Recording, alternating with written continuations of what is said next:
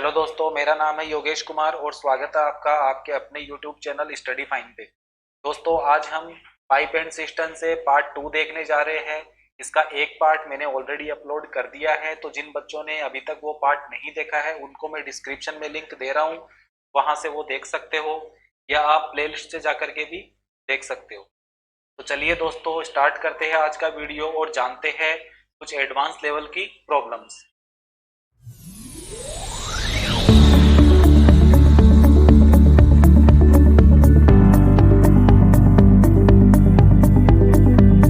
दोस्तों, question number 1 देखते हैं।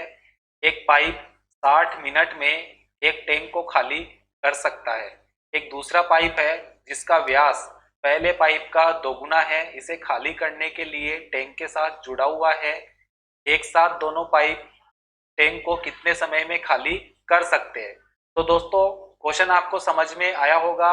दो पाइप है और दोनों ही पाइप टैंक को खाली करने वाले हैं। जो पहला पाइप है वो 60 मिनट में इसको खाली करता है और जो दूसरा पाइप है उसका हमें टाइम नहीं दिया हुआ है, लेकिन हमें बताया गया है कि इसका जो डायमीटर है ये पहले पाइप का डबल है, यानी कि 2 गुना डायमीटर इसका है। तो हमें बताना है कि अगर दोनों पाइप को एक साथ खोल दिया जाए तो वो टैंक कितनी देर में खाली हो जाएगा। तो दोस्तों, यहाँ पे हमें डायरेक्टली वैल्यू नहीं दे रखी है कि सेकंड पाइप है वो कितने टाइम में खाली करता है, तो यहाँ पे हम एलसीएम लेके इसको सॉल्व नहीं कर सकते। यहाँ पे हमें डायमीटर दिया हुआ है, तो डायमीटर के थ्रू आप इसको सोल्व करोगे। डायमीटर से आपको इसका एरिया फाइंड करना पड़ेगा और एरिया फाइंड करके हम इसकी एफिशिएंसी फाइंड कर सकते हैं। और हम एरिया ही क्यों फाइंड करेंगे? क्योंकि दोस्तों, मान लीजिए ये पाइप 1 है और ये पाइप 2 है। तो दोस्तों, पहले पाइप का जो भी डायमीटर है, मान लेते हैं इसका डायमीटर डी है, तो इसका डायमीटर इसका डबल है, यानी कि इसका डायमीटर होगा 2d। तो दोस्तों, हम यहाँ पे देख सकते हैं कि इस पाइप से जो पानी आएगा वो कितना पानी आएगा। तो इसका आप जितना एरिया, ये एरिया जितना होगा उतना ही पानी एक बार में इससे बाहर आएगा। और अगर हम यहाँ बात करें तो यहाँ कितना पानी बाहर आएगा, तो इस एरिया जितना ही बाहर आएगा। अब इसका डायमीटर ज्यादा है तो ऑब्वियसली इससे पानी ज्यादा आएगा, और इसका डायमीटर कम है तो इससे पानी कम आएगा। तो दोस्तों, यहाँ पे एरिया पे डिपेंड करेगा कि कितना पानी इस पाइप के थ्रू बाहर आ रहा है, इसलिए हमें यहाँ पे एरिया फाइंड करना पड़ेगा और एरिया से ही हमें इनकी एफिशिएंसी मिल जाएगी कि कौन से पाइप की कितनी एफिशिएंसी है। तो चलिए दोस्तों, कैसे हम इसको सोल्व करेंगे। हम मान लेते हैं ये पाइप P1 है और ये पाइप P2 है। P1 के लिए जो डायमीटर है वो D है और P2 के लिए जो डायमीटर है वो 2D है। तो दोस्तों, P1 पाइप के लिए अगर मैं एरिया की बात करूं तो आपको पता है सर्कुलर सेक्शन है, गोल है, यानी कि इसका जो एरिया होगा वो होगा पाई आर स्क्वायर। तो यहाँ भी ये पाई आर स्क्वायर होगा और यहाँ भी पाई आर स्क्वायर ही होगा। और दोस्तों, मैं यहाँ पे रेशियो ले लेता हूँ इनका। रेशियो से हमें यहाँ पे एफिशिएंसी मिल जाएगी, जिससे हम कंपैरिजन कर सकते हैं कि किसकी एफिशिएंसी ज्यादा है और कितनी ज्यादा है। तो दोस्तों, आप यहाँ पे रेडियस को डी की फॉर्म में, यानी कि डायमीटर व्यास की फॉर्म में आप लिख सकते हो। आपको पता है कि जो रेडियस होती है वो डायमीटर की हाफ होती है। तो हम यहाँ पे पाई और आर की जगह हम रखेंगे डी अपॉन में 2। ये रेडियस हो चुकी है अपनी, और स्क्वायर है तो स्क्वायर लगा दीजिए। यहाँ पे हम देखेंगे तो पाई और गुणे में आर स्क्वायर, आर की जगह पे 2d और अपॉन में 2 और इसका स्क्वायर, 2 से 2 कैंसिल आउट हो जाएगा। यहाँ हम देख रहे हैं, यहाँ पे हमें मिलेगा पाई डी स्क्वायर अपॉन में 4, यहाँ पे पाई और डी स्क्वायर। तो दोस्तों, पाई डी स्क्वायर तो और पाई डी स्क्वायर ये तो दोनों में कॉमन है ही है, चाहे तो आप इसको कैंसिल आउट कर सकते हो। तो यहाँ पे 1 अपॉन में 4 और यहाँ पे 1 मिलेगा। आप इसको सोल्व करोगे क्रॉस मल्टीप्लाई तो यहाँ 1 मिलेगा और यहाँ पे आपको 4 मिलेगा। तो यहाँ से ये आपको एफिशिएंसी मिल चुकी है। ये पाइप P1 की एफिशिएंसी है और ये पाइप P2 की एफिशिएंसी है। जो P1 की एफिशिएंसी है वो है 1, यानी कि जो P1 पाइप है वो 1 मिनट में 1 यूनिट पानी को खत्म करता है। और जो पाइप P2 है, दूसरा वाला पाइप है, जिसका जो व्यास है, जो डायमीटर है वो इसका डबल है, वो 1 मिनट में 4 यूनिट पानी खत्म करता है। ऐसे इसको आप समझ लेना है। दोस्तों अब बात करते हैं हम टैंक की कैपेसिटी की। टैंक की क्षमता कितनी है, कितना पानी उसमें आ सकता है। तो हमें ये पता है कि जो P1 पाइप है वो 60 मिनट में पूरे टैंक को खाली कर देता है। और हमें पता है कि 1 मिनट में जो P1 पाइप है वो 1 यूनिट खाली करता है। अब 1 मिनट में 1 यूनिट खाली करता है तो 60 मिनट में कितना खाली कर सकता है, तो 60 यूनिट खाली इसको कर सकता है। तो 60 यूनिट हमें टैंक की कैपेसिटी मिल गई है। उम्मीद करता हूं कि आपको ये समझ में आ गया होगा, क्योंकि 60 मिनट में उसको पूरे को वो खाली कर देता है। अब 1 मिनट में 1 यूनिट खाली करता है तो 60 मिनट में वो 60 यूनिट खाली करेगा, यानी कि 60 यूनिट इसकी कैपेसिटी मिल गई है। तो दोस्तों अब आपको कैपेसिटी मिल गई है तो अब आप पता कर सकते हो कि जो दोनों मिलकर के पाइप कितनी देर में इसको खाली करेंगे। हमें पता है कि अगर दोनों पाइप को एक साथ खोल दिया जाए तो P1 से 1 यूनिट पानी निकलेगा और P2 से 4 यूनिट पानी निकलेगा। दोनों को एक साथ खोलेंगे तो मिलाकर के 5 यूनिट पानी 1 मिनट में यहां से निकलने वाला है। अब 1 मिनट में 5 यूनिट पानी निकलेगा और हमें 60 यूनिट खाली करना है। तो 5 यूनिट पर मिनट के हिसाब से कितना टाइम लग जाएगा, तो 5 से हमने इसको डिवाइड कर दिया तो हमें यहां से मिलने वाला है 12 मिनट। यानी कि अगर दोनों पाइप को खोल दिया जाए तो 12 मिनट में पूरा टैंक खाली हो जाएगा। तो दोस्तों क्वेश्चन बहुत ही इजी है, बस आपको कॉन्सेप्ट पे बने रहना है और थोड़ा सा अपना कॉमन सेंस यूज में लेना है। तो यहां से हमें ऑप्शन नंबर सी इसका आंसर मिल जाएगा। उम्मीद करता हूं दोस्तों आपको ये क्वेश्चन इजीली समझ में आ गया होगा। तो चलिए देखते हैं क्वेश्चन नंबर 2। एक टैंक में रिसाव होता है जो 8 घंटे में पूरी तरह से भरा हुए टैंक को खाली कर देता है। अगर टंकी भरी हुई है, एक नल खोला जाता है जो 2 लीटर पर मिनट से उसमें पानी भरता है, तो रिसाव को टैंक को खाली करने में 12 घंटे लगते हैं। तो टैंक की क्षमता, टैंक की कैपेसिटी हमसे पूछिए। दोस्तों क्वेश्चन आपको समझ में आ गया होगा। मैं आपको समझा देता हूं कि कोई एक टैंक है और उस टैंक में यहाँ पे हम मान लेते हैं कि एक लीक है, जहां से लीक से क्या होगा, पानी रिसाव हो रहा है। तो अगर ये टैंक भरा हुआ है तो इस पूरे भरे हुए टैंक को ये लीक खाली कर देता है 8 घंटे में। और हमसे कहा गया है कि अगर हम क्या करते हैं कि एक टैप खोल देते हैं, इसके अंदर एक नल खोल देते हैं जो इसमें पानी भर रहा है टैंक में। अगर पानी भर रहा है और वो किस हिसाब से भर रहा है, तो ये 2 लीटर पर मिनट के हिसाब से इसमें पानी भर रहा है। अब ये टैप अगर इसमें 2 लीटर पर मिनट के हिसाब से पानी कंटिन्यू भर रहा है और फिर लीक से अगर ये पूरा टैंक खाली होगा तो इस बार इसको 8 घंटे की जगह 12 घंटे लगने वाले हैं। यानी कि 4 घंटा एक्स्ट्रा लगेगा। कब लगेगा, जब इस टैप को भी हम ओपन कर देंगे और इसमें पानी ये भरता जाएगा। दोनों अपना काम साथ कर रहे हैं, इधर से पानी इसमें आ रहा है और लीक के थ्रू पानी निकल रहा है। तो इसको 12 घंटे लग जाएंगे खाली करने में। और अगर ये टैप नहीं रहेगी, सिर्फ ये भरा हुआ टैंक ही है और ये लीक इसको खाली करेगा सिर्फ, तो ये 8 घंटे में खाली कर देगा। लेकिन इसको 4 घंटे एक्स्ट्रा लग जाते हैं जब ये वाला टैप हम इसमें ओपन कर देते हैं।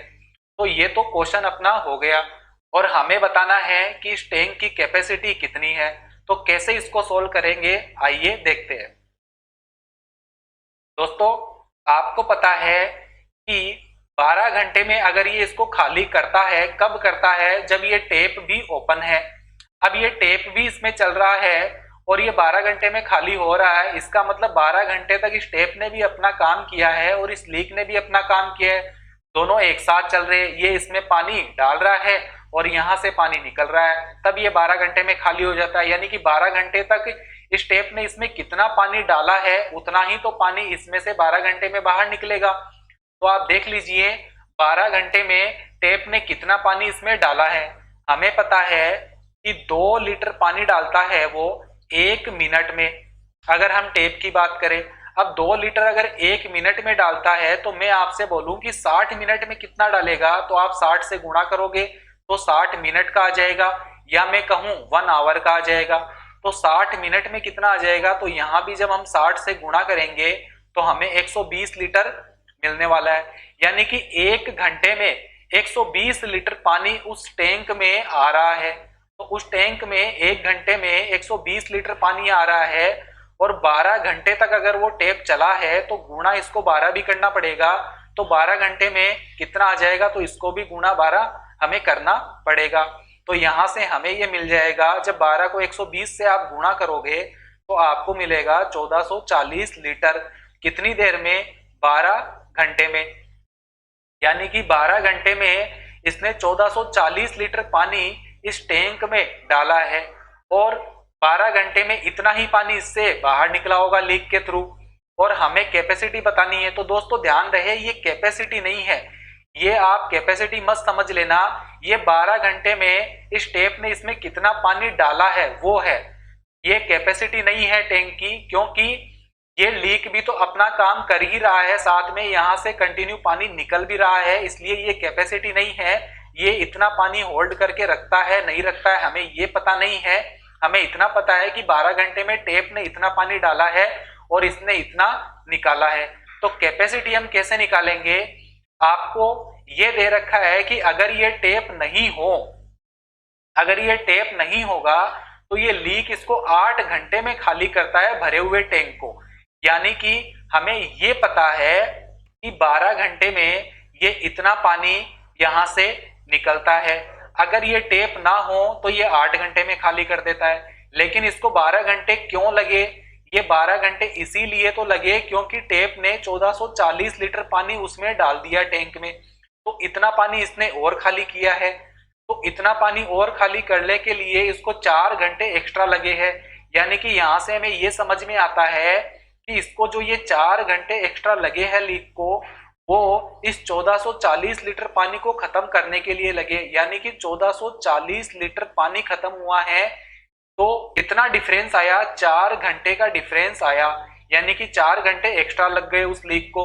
अब लीक है वो 4 घंटे में इतना पानी खत्म करता है, जबकि हमें ये बताया गया है कि लीक 8 घंटे में भरे हुए टैंक को खाली कर सकता है। अब 4 घंटे में ये 1440 लीटर खाली करता है। इसका मतलब क्या हुआ कि अगर मैं इसको 8 घंटे बनाऊं तो यानी कि मुझे 2 से गुणा करना पड़ेगा, तो ये 8 आवर्स हो जाएंगे। अब यहाँ 2 से गुणा करेंगे तो यहाँ भी हम क्या करेंगे, 2 से गुणा करेंगे, तो यहाँ हमें मिल जाएगा 2880 लीटर। यानी कि 8 घंटे में लीक है वो कितना खाली करता है? 2880 लीटर खाली करता है। बस ये आपको टैंक की कैपेसिटी मिल चुकी है, क्योंकि हमें क्वेश्चन में कहा गया है कि लीक है वो 8 घंटे में पूरे टैंक को खाली कर देता है। तो 8 घंटे में लीक का काम हमें निकालना है। 4 घंटे में 1440 लीटर है, तो 8 घंटे में कितना आएगा, इसका डबल होगा, यानी कि 2880 लीटर उसने खाली किया है 8 घंटे में, जो टैंक की कैपेसिटी है। तो ऑप्शन ए अपना सही हो जाएगा। उम्मीद करता हूं आपको ये क्वेश्चन अच्छे से समझ में आया होगा। तो चलिए देखते हैं क्वेश्चन नंबर 3। 2 पाइप X और Y अलग अलग क्रमशः 12 मिनट और 16 मिनट में एक टैंक को भर सकते हैं। ध्यान रहे दोस्तों, दोनों ही पाइप टैंक को भर रहे हैं। यदि दोनों पाइप एक साथ खोले जाते हैं तो B को कितने समय के बाद बंद किया जाना चाहिए? दोस्तों यहाँ B नहीं, यहाँ पे Y आएगा। आप B की जगह पे Y कर लीजिएगा। Y को कितने समय के बाद बंद किया जाना चाहिए कि टैंक 9 मिनट में पूरा भर जाए? तो दोस्तों क्वेश्चन आपको समझ में आया होगा। अपने पास 2 पाइप है, एक X है और एक Y है, और दोनों का टाइम हमें दे रखा है कि एक 12 मिनट में भर सकता है और एक 16 मिनट में टैंक को भर सकता है। अगर दोनों पाइप को एक साथ खोला जाए और हमें पूछा गया है कि कितनी देर के बाद में दूसरे वाले पाइप को यानी कि Y को बंद कर देना चाहिए कि जो टैंक है वो पूरा भर जाए 9 मिनट में। तो दोस्तों आप इस क्वेश्चन में एक गलती तो ये कर सकते हो कि अगर आप ये सोच रहे हो कि Y को बंद करने के बाद में X उस टैंक को 9 मिनट में भर रहा है। अगर आपने ऐसा समझ लिया तो आप क्वेश्चन गलत कर दोगे, क्योंकि हमसे ऐसा नहीं बोला गया है। हमें पूरा कंप्लीट टैंक का भरने का टाइम 9 मिनट दिया हुआ है, यानी कि शुरू से लेकर के और लास्ट तक टैंक जब भरा है तो टोटल 9 मिनट लगे हैं। तो इस चीज का आप ध्यान रखिएगा, ऐसा ही आपको समझना है। तो चलिए सोल्व कैसे करेंगे, जैसे हम सोल्व करते हैं बिल्कुल उसी तरीके से। हमें पता है x उस टैंक को कितनी देर में भर देता है, तो 12 मिनट में भर देता है, और y उस टैंक को कितनी देर में भर देता है, तो वो 16 मिनट में भर देता है।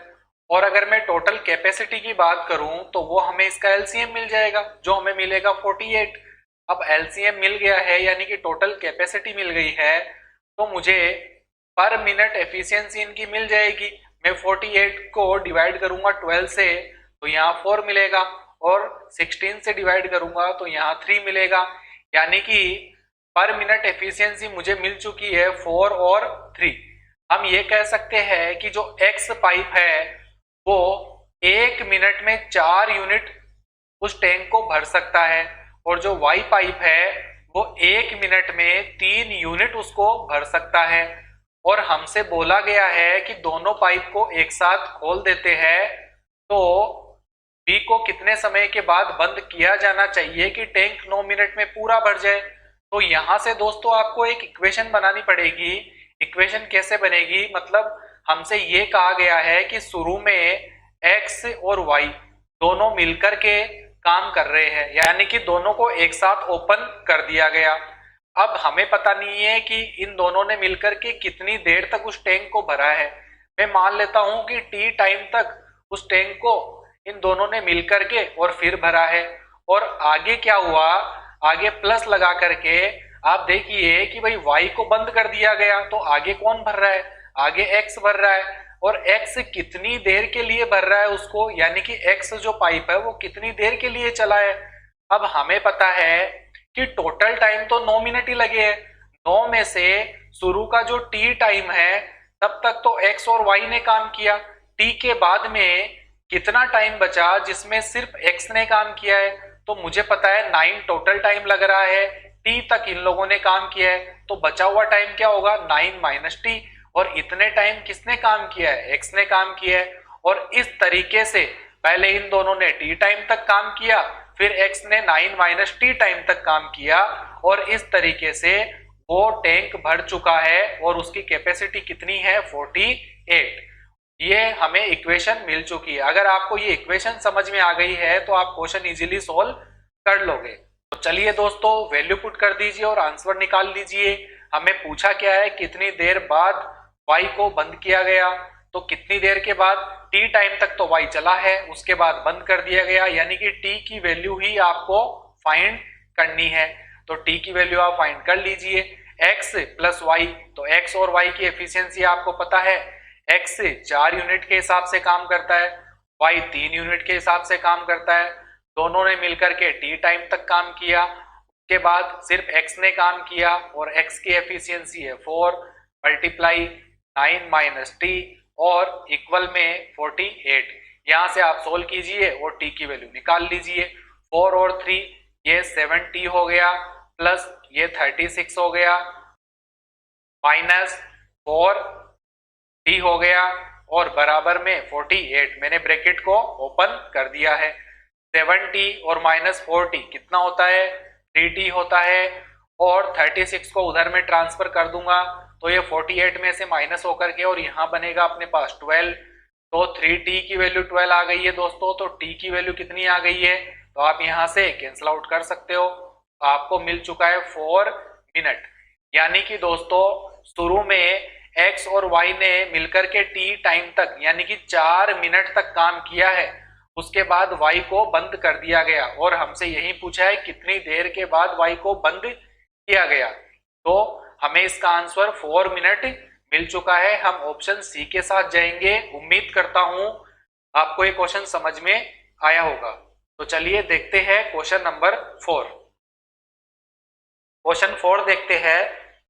3 pipe A, B and C can fill a tank in 5 hours, 8 hours and 10 hours respectively. B and C are opened for half an hour, then A is also opened. The time taken by the three pipes together to fill the remaining part of the tank is. तो दोस्तों question में पूछा क्या है कि तीन pipe है अपने पास, तीनों पाइप का टाइम दे रखा है कि एक 5 घंटे में भरता है, एक 8 घंटे में और एक 10 घंटे में। बी और सी को खोला गया शुरू में आधे घंटे के लिए, उसके बाद ए को भी खोल दिया गया, और इस तरीके से तीनों पाइप के द्वारा जो रिमेनिंग पार्ट है, ध्यान रखना दोस्तों यहाँ पे आपसे रिमेनिंग पार्ट शेष भाग पूछा है कि जो आधे घंटे के बाद में जो रिमेनिंग पार्ट है वो कितनी देर में भर जाएगा। आप पूरा टाइम मत निकाल दीजिएगा वरना क्वेश्चन आपका गलत हो सकता है।